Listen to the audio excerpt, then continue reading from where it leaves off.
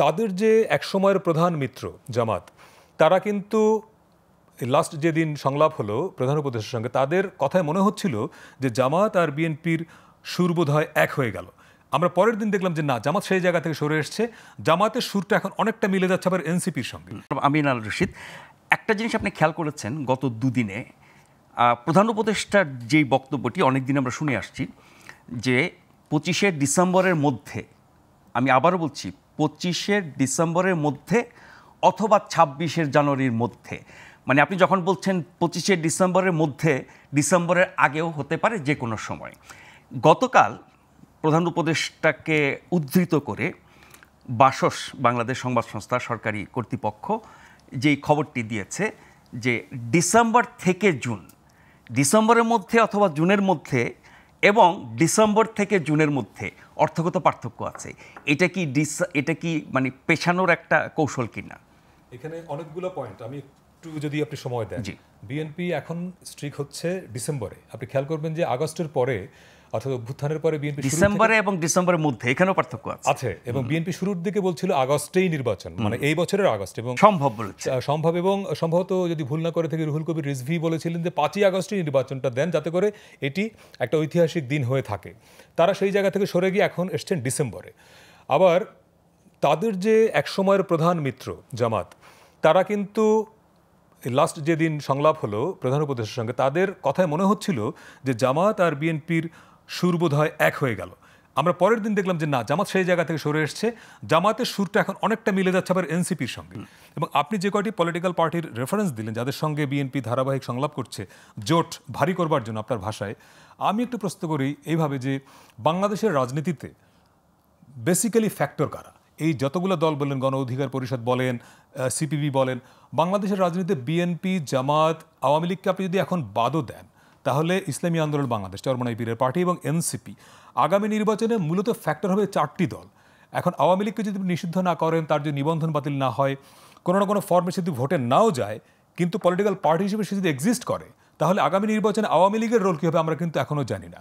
ফলে এই ছোট ছোট দলকে নিয়ে আওয়ামী লীগ, বিএনপি যদি এখন মনে করে দল ভারী করবে, এইটা খুব বেশি সরকারের উপরে চাপ ফেলবে এটা আমার মনে হয় না। বরং বিএনপি যদি শেষ পর্যন্ত এনসিপির সঙ্গে একটা প্রকাশ্যে কিংবা অপ্রকাশ্যে নেগোসিয়েশনে আসতে না পারে, এটা আমার ধারণা থেকে বলছি আমি, অথবা জামাতের সঙ্গে তার যদি যে দূরত্বটা, এনসিপির প্রতি সরকারের সমর্থনের কারণে আমরা অবশ্যই বড় শক্তি মনে করি, এনসিপি রাজনৈতিক দল হিসেবে কতটুকু রাজনৈতিক দল হিসেবে শক্তিশালী হওয়ার তো আমরা এখনো সময় দিইনি। ফেব্রুয়ারি 28 তারিখে কেবল জন্ম হলো তার, কিন্তু এই দলটি নানা কারণেই শক্তিশালী হয়ে উঠবে, যেটা আমরা ধারণা করতে পারি এই কারণে যে এই যে সরকারটি এখন দায়িত্বে আছে, এই দলটি এসছে কিন্তু সেই অভ্যুত্থানের মধ্য দিয়ে। এই অভ্যুত্থানে যারা নেতৃত্বে ছিলেন তাদের দল হচ্ছে এটা। ফলে বিশ্বাস করা হয়, অনেকেই মনে করেন যে এই দলটিতে তরুণদের একটা বিরাট সমর্থন আছে এবং থাকবে, এবং সরকারের সমর্থন এই দলের প্রতি আছে, এটা প্রকাশ্য, এটা এখন লুকোচুরির কিছু না। কিন্তু অভ্যন্তরকারী সব শক্তি তো এখন একসাথে নেই। সব শক্তি একসাথে নাই, কিন্তু ফ্রন্ট লাইনে তো এনসিপির এরাই ছিলেন। বৈষম্য বিরোধী ছাত্র আন্দোলন, তারপরে নাগরিক কমিটি, বৈষম্য বিরোধী ছাত্র আন্দোলন প্লাস ছাত্র জনতা যে বলা হয়, সেই শক্তিও তো তাদের সাথে নাই এখন। অনেকে নাই, তাদের মধ্যে ফ্র্যাকশন হয়েছে এবং জাতীয় নাগরিক পার্টির মধ্যে ফ্র্যাকশন হচ্ছে। তারপরেও আমি মনে করি যে এনসিপি একটা ফ্যাক্টর আগামী ইলেকশনে রোল ফ্যাক্টর হবে। ফলে জামায়াতের সঙ্গে বিএনপির যে দূরত্ব যদি না কমে এবং এনসিপির সঙ্গে বিএনপির যদি কোনো না কোনোভাবে এক ধরনের সমঝোতা না হয়, তাহলে এনসিপি যদি যতক্ষণ পর্যন্ত বাগড়া দিবে ততক্ষণ পর্যন্ত ইলেকশনের ডেট সরকার ঘোষণা করবে বলে আমার এটা মনে হয় না। তার মানে এনসিপির অবস্থানটাকে সরকার অতিরিক্ত গুরুত্ব দিচ্ছে, দেবে, এটা তো আমার মনেই হয়। এবং এটা তো মানে এটা নিয়ে দ্বিমত করার সুযোগ নেই। সরকার হয়তো স্বীকার করবে না, এনসিপিও স্বীকার করবে না। এনসিপিকে কিংস পার্টি বললে তারা মাইন্ড করে, তারা তখন বিএনপি রেফার করে যে বিএনপি তো কিংস পার্টি। কিন্তু ফ্যাক্টর হচ্ছে যে আগামী নির্বাচনে নিশ্চয়ই এনসিপি একটা বড় রোল প্লে করবে। ফলে আপনি এই যে প্রধান উপদেষ্টা যখন বলছেন ডিসেম্বর টু জুন, আবার কখনো বলছেন যে ডিসেম্বর, এই ডিসেম্বর টু জুনের মাঝখানে 6 মাস কিন্তু। এবং আমি যেটা আরও একাধিকবার বলেছি যে ডিসেম্বর পর্যন্ত কিন্তু এখন 8 মাস। এই 8 মাসে দেশে কি কি ঘটবে পলিটিক্সের বাইরে, মিয়ানমার সীমান্তে আমরা কিন্তু জানি না।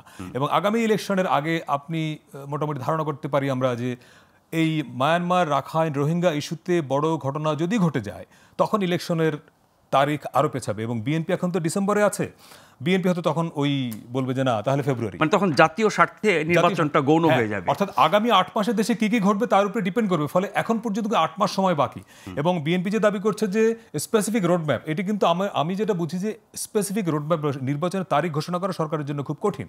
কারণ 8 মাস আগে আপনি কি করে বলবেন যে 25শে ডিসেম্বর নির্বাচন হবে বা অক্টোবরে হবে, নভেম্বরে হবে? নির্বাচন কমিশন তফসিল ঘোষণা করবে বিস্তারিত দিনক্ষণ সহ, কিন্তু সরকার তো একটা সময় তো বলেছে ডিসেম্বর টু জুন, কারণ সরকারের হাতে যতগুলো এজেন্ডা আছে তারা মনে করছে এই সময়টা লাগবে।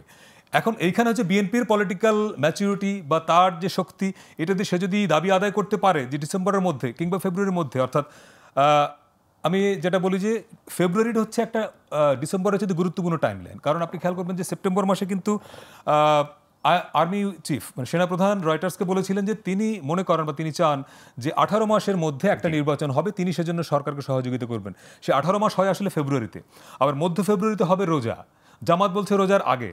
তার মানে কিন্তু সেই অবস্থান থেকে সরে এসেছে, জামাত সরে এসেছে কিন্তু বিএনপি সরে আসেনি। ফলে অনেক কিছু আপনাকে ওয়েট করতে হবে আগামী কয়েকটা মাসে কি ঘটে। ফলে এখনই কিন্তু এটা বলা খুব কঠিন যে ডিসেম্বর ইলেকশন হবে বা ফেব্রুয়ারিতে হবে। আবার ফেব্রুয়ারিতে ইলেকশন যদি আপনি না করতে পারেন, ফেব্রুয়ারির ফার্স্ট উইকের মধ্যে রোজা চলে আসবে, ঈদ চলে আসবে, ওয়েদার খারাপ হয়ে যাবে, জুনের মধ্যেও কিন্তু ইলেকশন আবার হবে না। তখন আমার ধারণা ইলেকশন জুনের পরে চলে যাবে, এন্ড অফ 26।